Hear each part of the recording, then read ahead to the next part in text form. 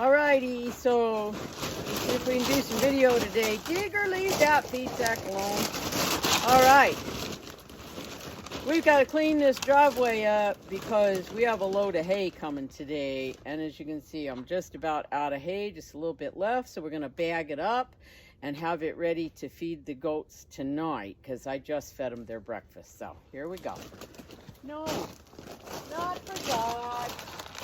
Not for dogs.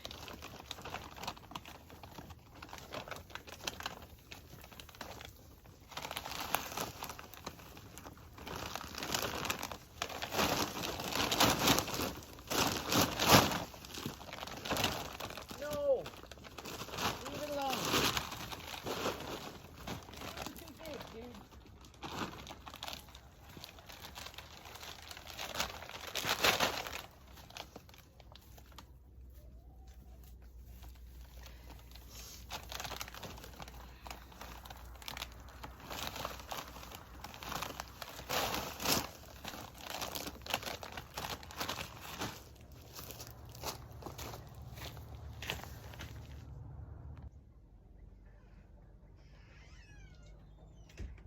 Come on, you ready? Let's go.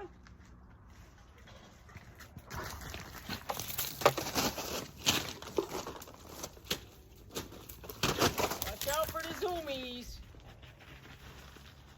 Are you coming? You're dangerous, dude.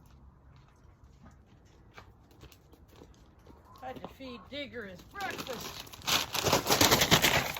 Really?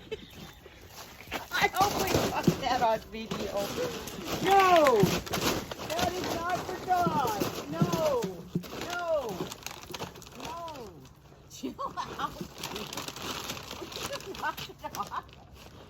No! No, no biting. No. That's not for you. No, that's not for you. Digger! Chill out. What has got into you this morning? Ah, that's much better, thank you. That's much better. Yes, that's much better. Good boy. Good boy. Yes. Oh my goodness. Here, get your toy. Where's your toy? Oh, okay. Can we go back to work now?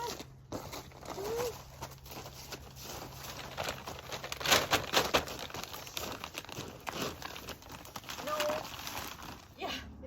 My hat alone. No. Here, get your toy. No. No. Mine. Get your toy.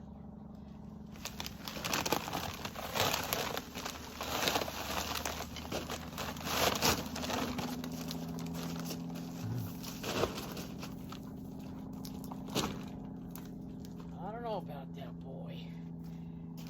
Don't know. He's just full of beans this morning.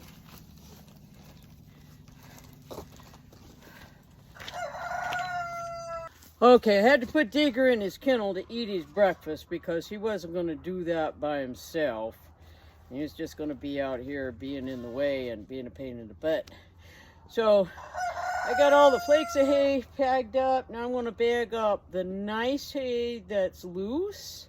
And then we'll get the rake and we will get the nasty, dirty hay.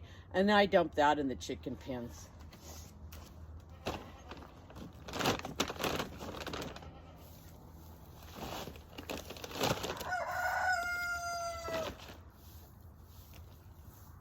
You can see that we've had a lot of dry hay. I'm going to follow the part hay. Lost a lot of nice leaf. So we'll feed this out to the goats because it's still clean and they will eat it.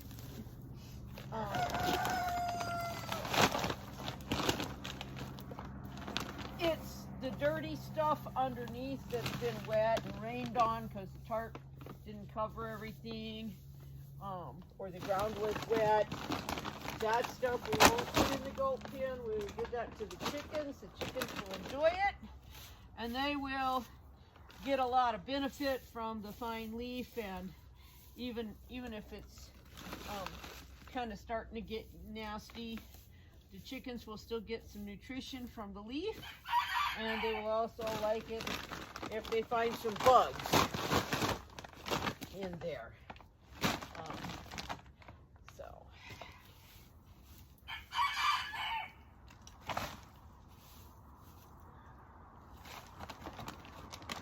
Probably most of the really nice stuff at the moment.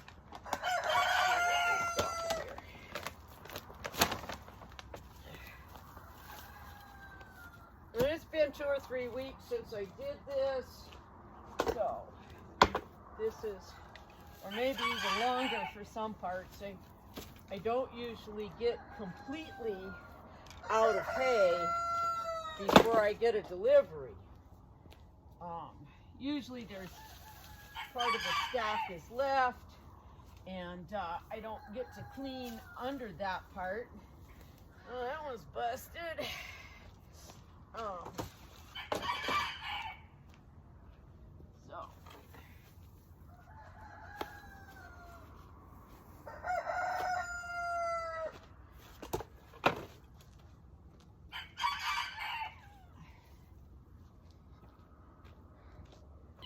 my phone camera won't let me flip my view around while I'm recording. So there we go. They've got some waste hay. These are some black copper Marans that hatched this past spring. Yes, your coop needs cleaned. Everything needs cleaned up around here.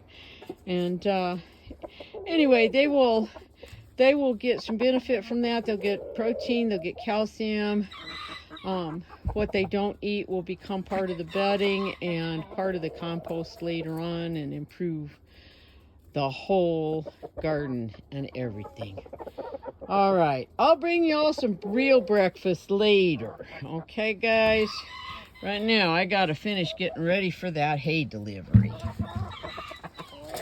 So we got that all done. The chickens all got some waste hay. Now we just gotta put the pallets back. But before we do that, we're gonna take the little boy goats, the little wethers. Whoops! Apparently, I didn't have the phone holder screwed down real tight and y'all fell off. Okay, so we're gonna grab one of these bags of hay. Doesn't need to be super big. This'll work. And we're gonna go up here.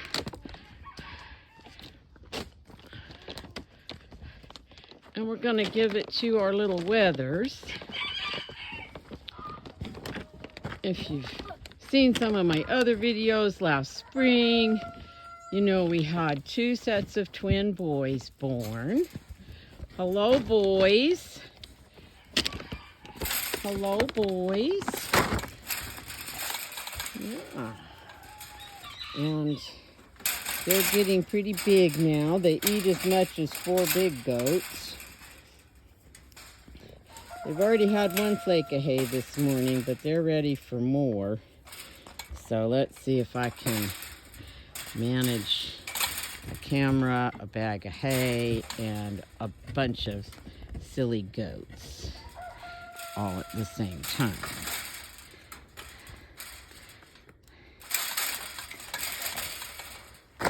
All right, look out. Come on, little goat.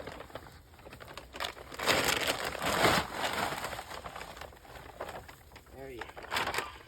Y'all been shredding up the tarp, man.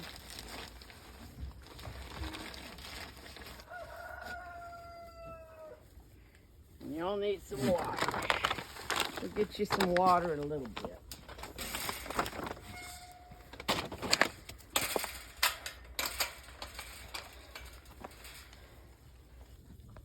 Alrighty, all cleaned up, ready for hay. I even managed to get a bag of garbage out of the way. Don't really have a place to put the ice chest. There's still some other trash and things that need to go away, but not right this minute. Right this minute, we're gonna have some coffee and a sit down, and then we will get back to it.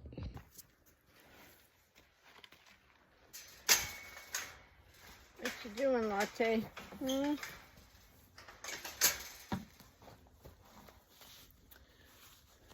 Time to clean out some pins. These girls get pretty wet in this corner.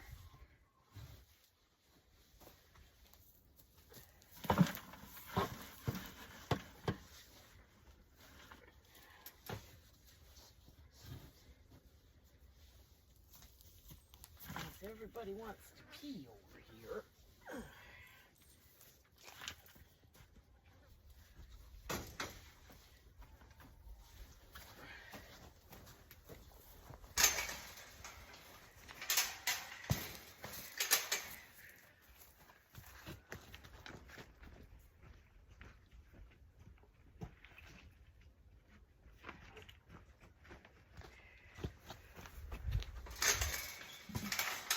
And I'm just taking this mucky stuff to the compost pile that's right by this pen.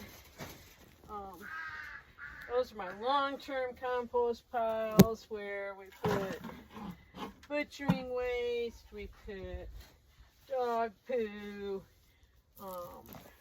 nasty goat bedding, because those piles will heat up to 140 to 150 degrees, because all of this alfalfa and urine is full of nitrogen and it gets really hot.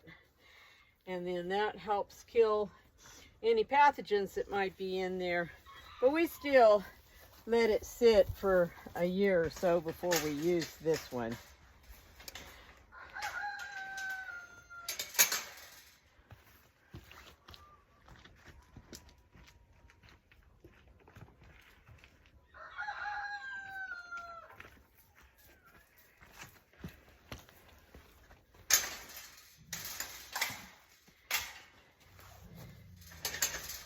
And mostly I let it sit that long because dog poo especially could possibly carry tapeworms, which could possibly be transmitted to humans.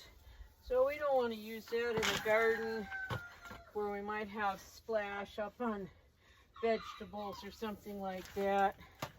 But in regular composting, they tell us that if the pile is 131 or more degrees for at least 3 days, and then you turn it, and then you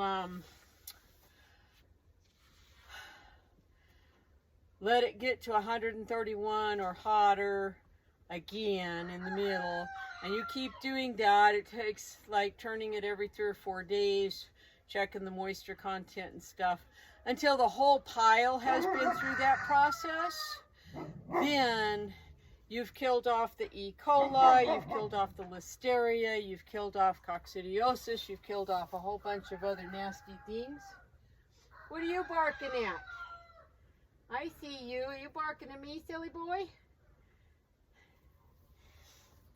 Digger's still in his pen from having breakfast. We'll let him out again in a little bit. Look out, Latte. Where's your butt?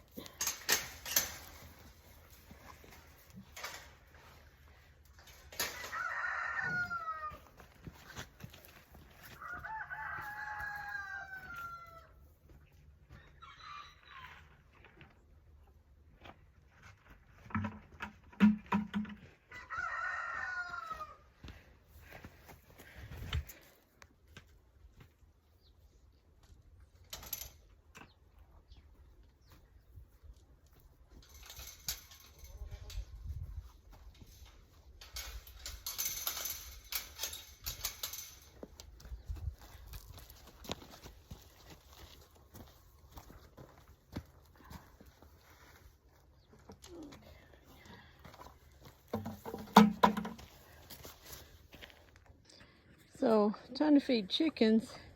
And I've already got some of them done, and now I'm up here. This little broody Nankin disappeared, and I didn't see her. It's like I didn't see her at all for a week or two. And then she popped out with 4 baby chicks. Let's see if you can see them here. And to help keep the babies, safe.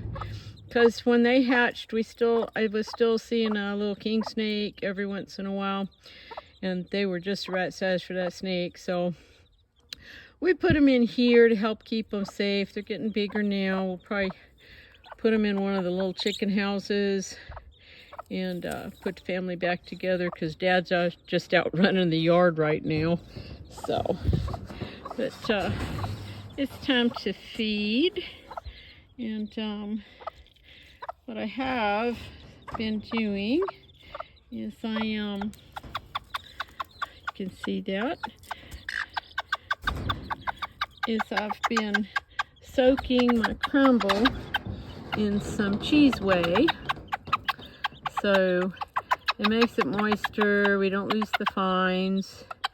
The chickens love it. The whey gives them some extra protein.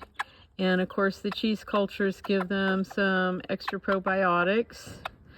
So yeah, y'all need some water. Check your water bucket. Oh yeah, y'all made a mess with that.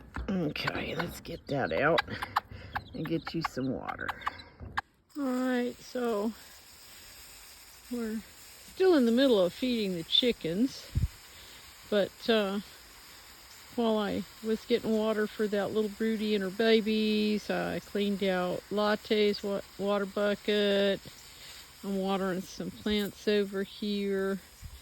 On the far side there is the trellis I made for peas, and they haven't sprouted yet, probably in another week or so. And then right here in this bed, farthest away, there's some giant red mustard. Then there's a row of arugula. Then there's 3 rows of baby pak choi. And closest to me, there's a row of the rose radishes that I really like, salad rose, which I think are from Burpee maybe. But just trying to keep this stuff moist. We do have rain coming in later in the week. Maybe we'll get some because I mean our whole area is still in a drought. We haven't got normal rain yet, and I'm in some kind of little rain shadow. So everybody around me will get rain and I won't. Or they'll get 2 inches and I'll be lucky to get a 1/10. So we're just trying to hang on. And as the winter rains come, cross our fingers that we get really nice winter rains and a good snowpack on the mountains that will help keep our water tables up. So, and good morning, Chocolate. How you doing, sister? Yeah, you checking things out, honey? Yeah. Hi, baby. Hi, baby. Yeah. Yeah. Chocolate is bred. She's going to have babies in December. Yeah. Can we see anybody else? Oh, Gazelle and Midnight are in the little shed. My little janky shed there. Hi, sister. Yeah, you're a pretty girl. Yes, you are. And there's Bashful laying in the sun. He's like, what the hay is that thing? Get it away from me. It's all right, buddy. Yes, it's all right. Come here, bud. Come here, Bashful. Come here, you want to scratch? You want to scratch? Huh? You're not too sure about this thing pointed at you, huh? It's just my phone, honey. Come on. Come on. There you go. Yeah, come on. Come get a scratch. Yeah, there you go. Yeah. Yeah. Yeah. Need some ear scratches? Oh, we're not too sure about the phone thing, huh? Well, come here. Come here, pretty boy. Nah. Okay. Okay. What you, Gazelle? Hi, Gazelle. What you doing, mummies? Gazelle is also going to have babies in December. She's bred to Bentley, the buck that's over at my friend's house. And Chocolate's bred to Bashful over there. Okay, I don't know what's going on with my focus. There we go. And Midnight is not bred because she has very bad teeth. And when we started milking, the hay was not very good. And she could not eat enough hay to keep up her milk. So she is dried up and she's actually looking for a pet home. And if that doesn't materialize, she will go to feed the rest of us. Hi, girls. Is it good? This is a mixed pen. There's some olive acres in here. There are some black copper Marans. I am feeding crumble that has been soaked in whey for extra protein and nutrients. And the birds, I just started soaking it, so the birds aren't really used to it, but they are getting the hang of it. And doing pretty good on it. So the black girls are mostly black copper Marans. One or two of them could be mixed, and they could be out of my olive acre pen, but ended up with single combs, which means they will lay brown eggs. I will be able to tell the difference by checking their toe punches and checking that against my records. I have not banded them yet because I try to wait until they're mostly grown up before I put the metal bands on their legs. That way I don't have to change them later. The white girls are for sure olive acres, and anybody with what they call a modified pea comb, the olive acre girls, like that one has a pea comb. See, it's very tiny. And then if it's somewhere between that and that nice flat single comb that boy has, then that's called a modified pea, and it shows that they're not pure Marans. So better get on. We have more hungry birds. So now we're up here in this little garden.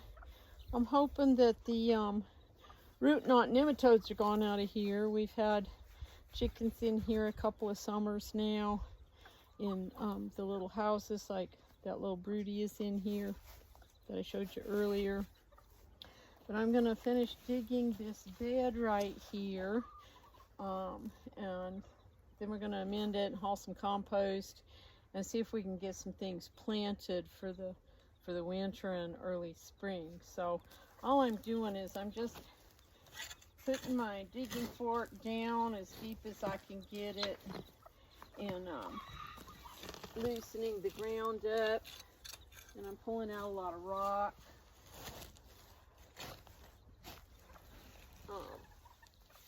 There's a lot of rock and gravel about 8 inches down because it's all slid down the hill. There's the rock. And it gets rockier the closer I get to the fence there, the hillside. So, come on, rock, out of there. Lordy.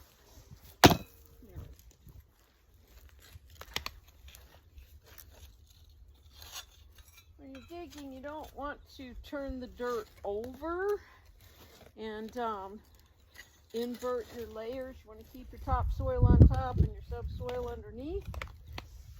The only time I don't follow that is if I'm going to double dig a bed, make it permanent, And what I'll do is I'll dig down and I would take the topsoil out and save it.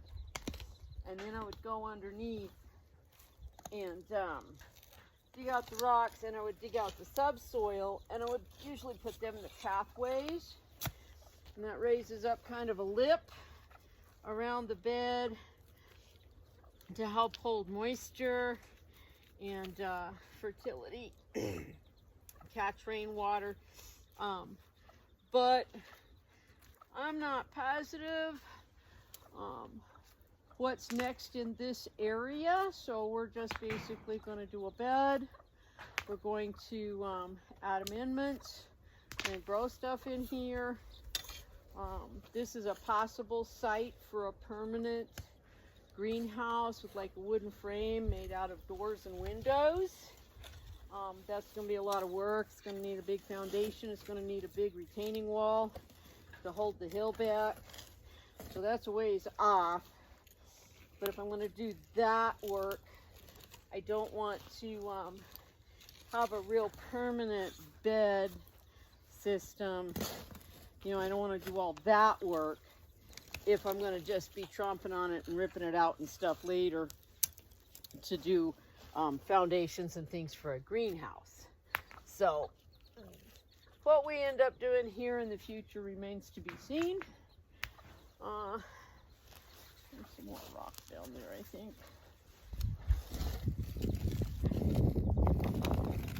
Yep, you can hear the fork digging on those rocks.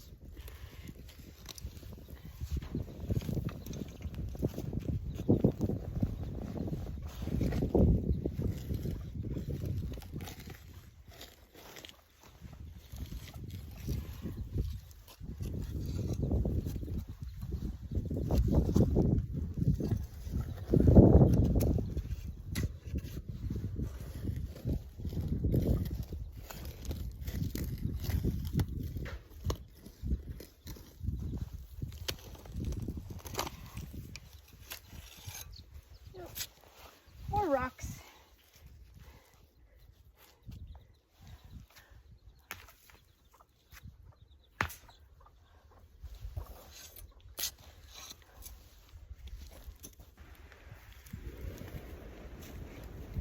So all that white powder you see on the ground here on this bed is a combination of things that I know the soil is deficient in. We have gypsum for calcium and to help break up clay. We have manganese, magnesium, iron, borax, and we have some kelp for trace minerals. So all I'm going to do now is I'm going to chop it in. I spread it as evenly as I can. It is kind of lumpy in spots, but I'm going to just kind of chop it in to start mixing it into the soil. I did bring some compost down and spread it, but it was just, maybe 6 or 8 buckets, 5-gallon bucketfuls, and that's just to help give this soil some biology, because it's been dry and fallow for a long time, and we want to get that biology in here, living system stuff. Well, that's what rabbits and squirrels did to all my drip irrigation tubing. Chewed it up into little pieces. So.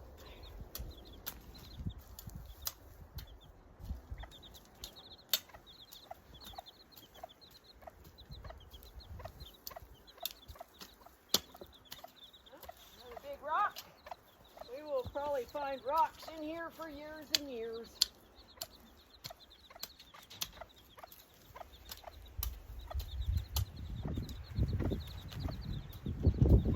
Yes, there's a little elevation change right here because I had been dumping goat bedding in here in the past, and then it just sort of fell down on the job. So this end's higher than the other end. We'll probably rake it around and get a little more even before we get it planted.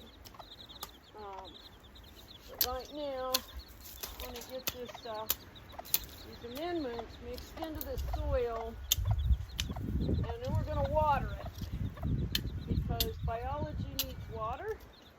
If it dries out, it dies or it goes dormant, and that's a part of what happens here in our desert soils. Is our biology is not evenly growing around the year to supply plant needs, unless you're watering, because when they get too dried out, they're gonna die or go dormant. So let's see if we can get this done. They'll probably just set the sprinkler on here for a little bit. That's some big tree roots. I need to get over there and chop them with the loppers, because don't really need them. Oh, there's a rock. Another rock. More rocks. Rocks everywhere. Some of this soil is kind of clumpy and caked up from when the chickens were in here, because when chickens are on wet ground, like during the summer when we have our summer rain, and their manure, they just get caked down. It just cakes, makes this thick cake on top of the soil. So that's part of the other thing we've been breaking up, is that.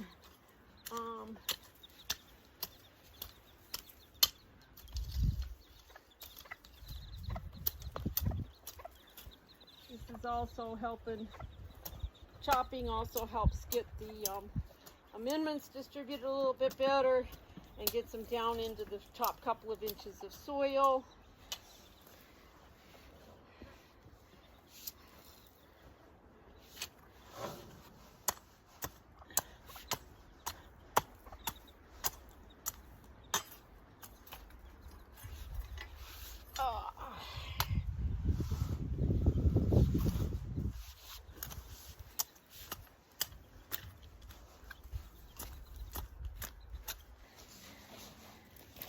Get you turned around a little bit. You can see this last bit.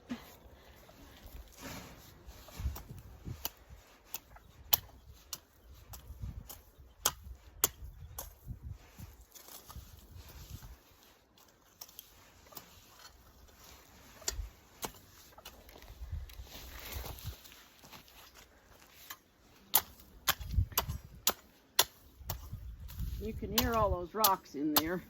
We'll pick more rocks out.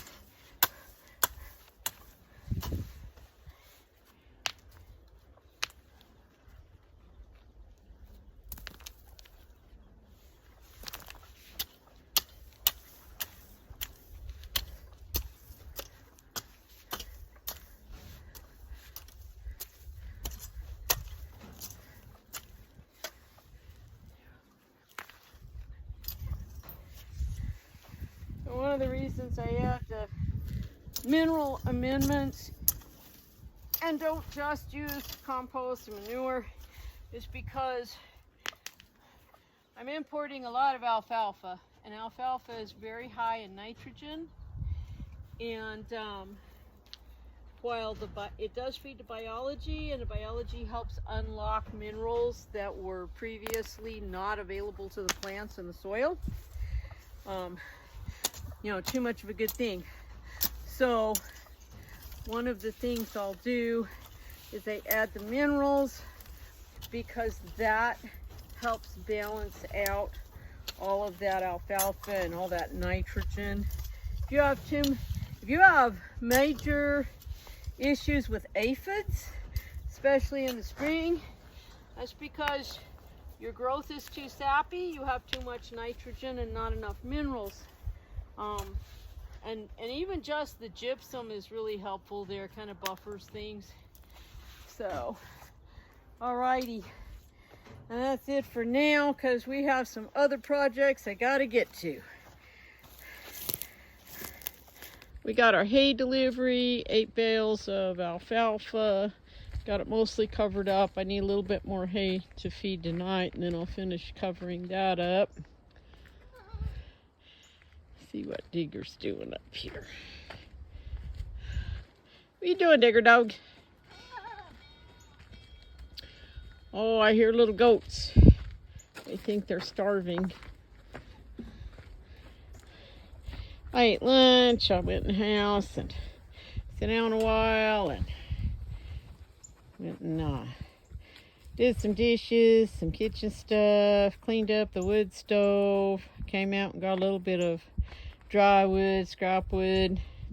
I probably won't need a whole lot of wood for a little bit because it's not going to be super cold. But it is supposed to rain tonight and most of the day tomorrow, so it will be damp, which always makes it feel colder. What are you eating? Oh, he found the chicken guts that the bobcat left. Yum, yum, yum. Yeah. Where you going? Silly boy. Alrighty, well, it's about time to start haying goats and feeding chickens. That's my life. So I just gave the little boys their afternoon snack. They get some hay about 3 o'clock, and then around 4:30 when I'm getting ready to go milk, they get some chaff hay, which is fermented alfalfa. It's good for their gut. Looks like that. Smells kind of like pickles. There's about a 1/4 pound of grain mix for each one, and then I throw some of the alfalfa horse pellets on top of that. And we've had to go to 2 feed pens. Might end up having to go to 3 or 4 if we keep being bossy bullies here. All right. And then we'll go fix the snacks for Bambi, who's over there, and Esmeralda, who's on the other side of her, because they're not milking right now, so they get their snack while I milk Storm, who is right there. It's just hard to get the... There we go. There she is. Well, there's her bud anyway. Hi, Ezzy. What are you doing? Pretty girl. So after I give the boys their snack, I go give Chocolate Gazelle, Bashful Midnight their snacks. They're not coming to the milk stand. Then I finish getting all of the other things that I need for milking and bring them over here to the milk area. And now I'm going to put some snacks in for Posey, and we will see if we can get Posey without getting Mocha, because Mocha's a pushy girl and she tries to get here first. So we have a little bit of chaff hay, some grain mix. Whoops, I lost my pellets. I'll have to get pellets in a minute. I have to keep that covered up because I got some loose phantoms that want to eat it. All right. Ready, Posey, go.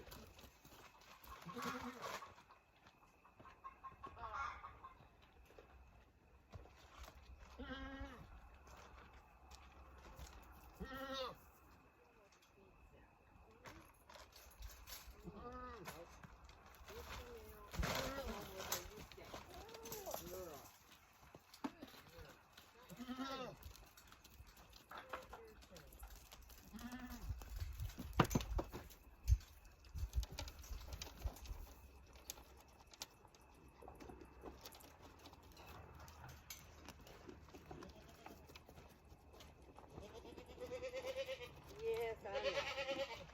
It'll be your turn in a minute.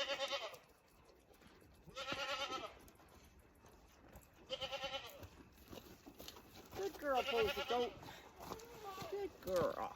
She's a good girl.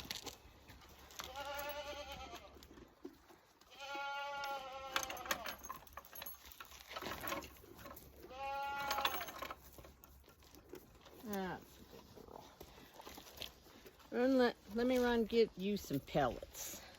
Yeah.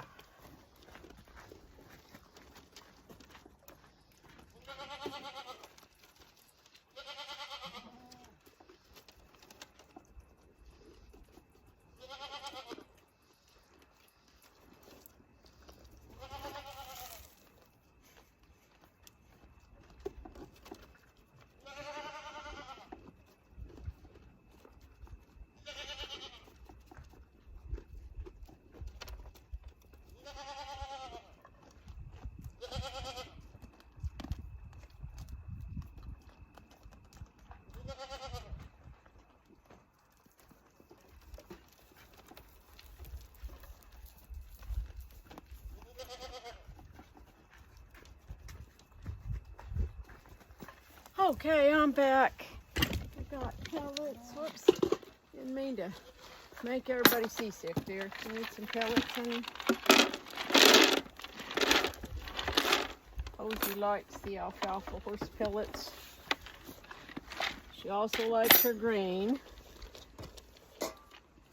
So I just buy the cheapest whitewash rags I can find, and we have a bucket of hot water.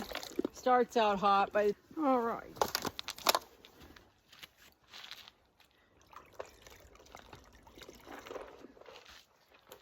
So we're just gonna wash her udder with a warm wet washcloth, because she does lay in the dirt, she does lay in the manure pile. Unlike a cow, goat poop is normally little tiny round pellets like a rabbit poop, and so we don't usually have a messy behind like you might have with a cow that's got a big wet poop. So goats are neater and cleaner in that area anyway. You're a good girl. We're going to get her really dry so we don't chaff our teats.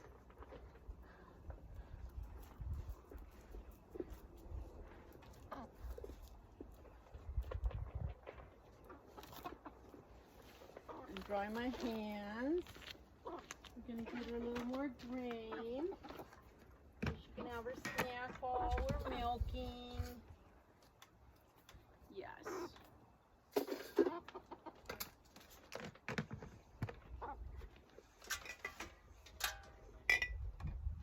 And I milk into my 40-year-old stainless steel milk pail that I bought when I got my very first dairy goats.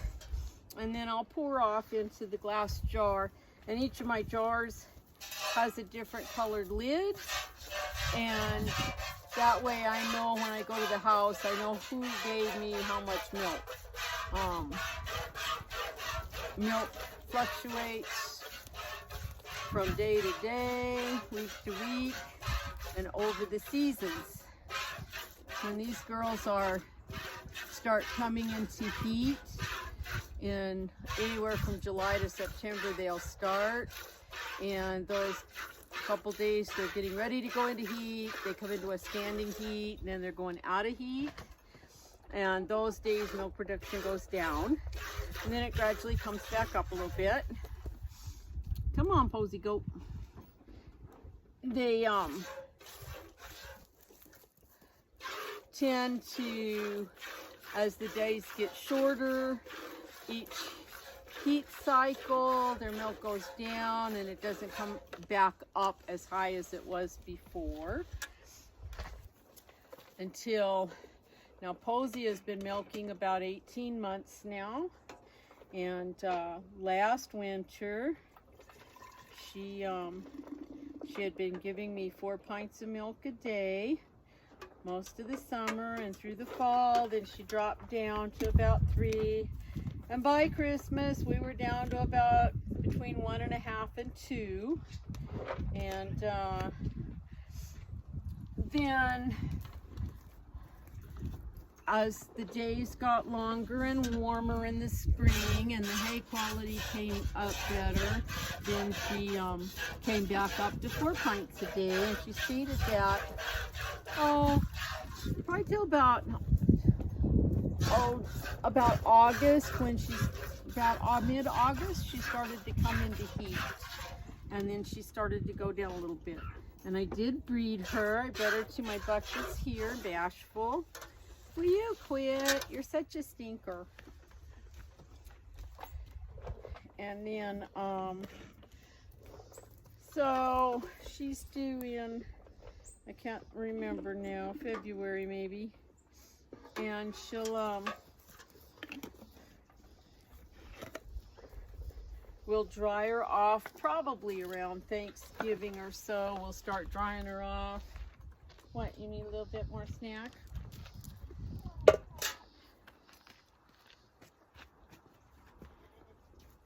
And then she'll have, 6 to 8 weeks of not milking before she kids, so that she can put all her energy and feed into making nice, strong, healthy babies.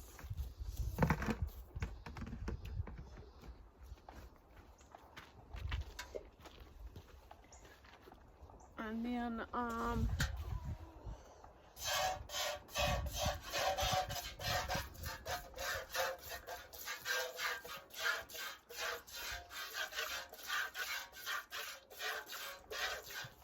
I'm just watching Mocha up on the hill. She's funny.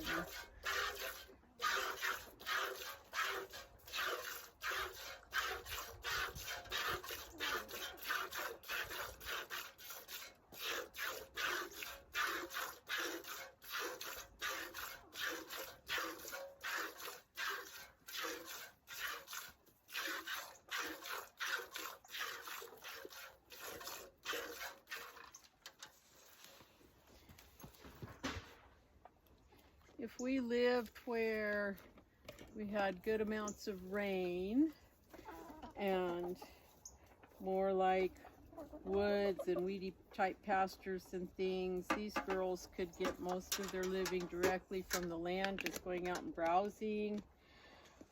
But living here in the desert, that's a lot harder to accomplish. Though they would love to eat all the brush that's up there on that hill behind me, but I don't have fencing up there. And if you live in a place with softer ground and nice rain where your ground stays moist, you can use electric netting and keep goats in pretty easily once they're trained to the electric fencing. But that's a much harder proposition here in the desert, where the ground is hard, it's dry, it's full of rocks. It's not got enough water in it most of the time to conduct the electricity, to conduct the ground, to give them a good shock, to give predators a good shock if they were trying to get in and get the goats. So that's a hard thing. That's a hard thing to do here. I am trying to get things situated so I can fence off more of my property and do some rotational grazing, browsing, but just where the girls would move from one pen to another frequently, where they could just eat the tips of branches, not do too much damage, but just sort of prune back a lot of that brush, and help thin it out and reduce the fire hazard. We had a major wildfire that was 6/10 of a mile from my house when it turned and ran up into the big mountains. And that was very scary last year. That was in 2021. So, all right. Is that it tonight, sister? That was a good girl.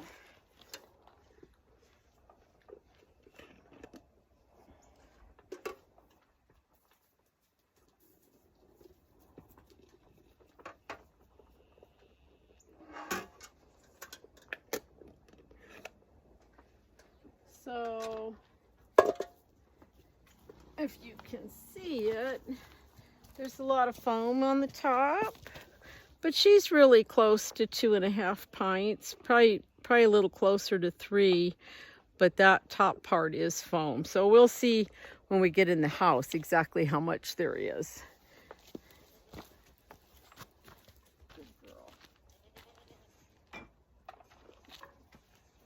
Okay, she's going to take a few minutes to eat, so we will pause here. And now it's Mocha's turn. We're going to do the same thing. I'm going to wash her udder and milk her while she eats her snack. She's kind of a pain in the butt, though. She wants to lay on me. Huh. You can see that she's pretty lopsided, and that's partly because she does not have a really good structure to her udder. She doesn't have a lot of good support. Her attachment, which is this area right here, is not real wide. It's very narrow, so she doesn't have a wide attachment to help support the weight of her udder. And then the other thing is because she just had a single kid, when her kid was born, her kid nursed this side, the smaller side, and the other side filled up full of milk. And because she has a really soft skin and really thin skin, it just stretched her way out. Even though I was milking her right from the beginning on that side. So, you see what she does? She's so funny. You're such a stinker. I know. Yeah, eat some more pellets and then you can have some more green. She's a piggy girl. And because she's so lopsided, it's really hard to milk her with two hands. So I end up milking one side and then the other.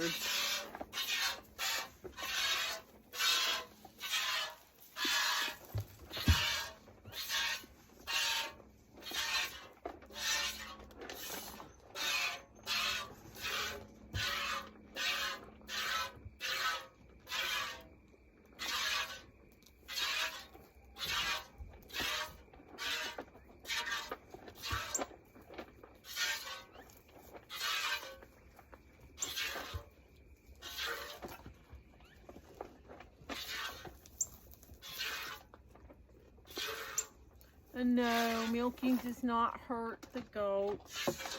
It's actually kind of a relief to get all that milk out. If you have ever breastfed a baby and gotten too full because the baby slept through feeding time, you know what I'm talking about. Plus the goats enjoy getting up here and getting their snack and getting some attention. And Mocha's a pig for her grain. So when she can't find any more grain in that pan, that's when she starts trying to dance around and lay down and be a stinker like that. Now it's time to get Storm to go milk. We have Todd Digger in the corner of his pen because we're going to let Bambi come in here to eat her grain by herself. And Miss Esmeralda, Ezzy. Bambi, knock it off. Come on. Come on, Ezzy. Come on, get back in there. Go on, get in there. Move your butt. Honey, what are you doing? Oy, oy, oy. Come on. Okay, got Ezzy pinned back up, and now we're going to let Storm out. And she will normally just run right over to the milk stand. She knows where she's going. Sometimes she will hesitate a little if something looks a little off. What is our issue? No, you cannot eat my blackberry bushes. Just because I got the camera out. Come on, let's go, sister. You're a stinker. Come on. Come on. Come on, you know where you're going. See, I was bragging on you. I was bragging on you, and then you make a fool out of me. Come on. You're fine. See, there's nothing new or different over here. Come on. There you go. There you go. So Esmeralda has her snack. And Bambi's got her snack.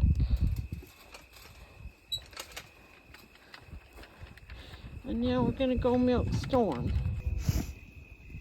All right. Really, we're going to have to start trying to get out here and milking earlier. It's getting dark on us. Yeah. It's getting dark on us. It's probably almost 6 o'clock. Yeah. Now, while Storm's mama, Bambi, has been a great milker and has a large capacity, Storm's a first freshener, and she's since she started coming in heat this fall, she's trying to dry up on me a little bit. And I was really hoping to milk her all the way through till next summer. So I'm not sure what I'm gonna do. Probably play it by ear. She'll probably continue to come into heat through December anyway. And a December breeding would give us May kids, because we're pregnant for 5 months or about 145 days. So, need a little more snacky. Okay. And it's not too hot and miserable the first part of May. It's not till towards the end of May and in the first part of June that we start getting really miserable and have issues. So, okay, let's get going here, sister.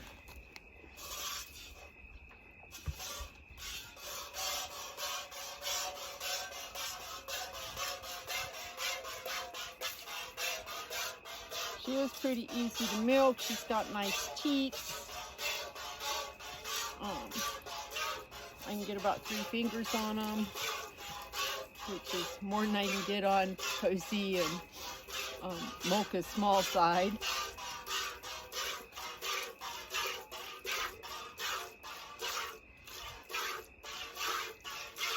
As long as she's got grain, she stands pretty nice. Nah, come on. Of course, everything I say tonight, she's gonna make a liar out of me, right? That's a good girl. Come on. I have noticed about her and her mom, they seem to have like this second letdown of milk after I start milking. It's like all of a sudden you can feel their udder and their teeth get firmer and fuller than they were. And that's about the time she wants to kind of dance around. So I guess it feels funny or it's uncomfortable. But we just keep milking and it'll quit.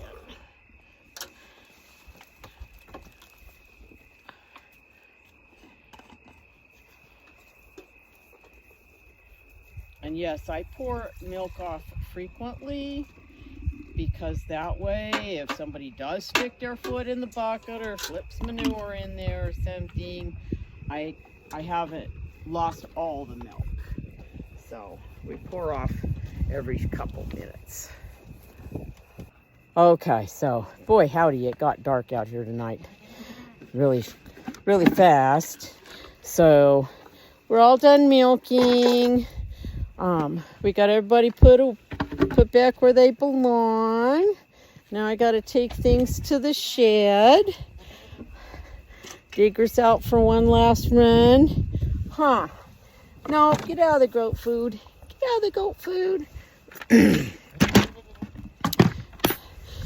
And I will catch you later. Whew. Okay. So, where did we leave off?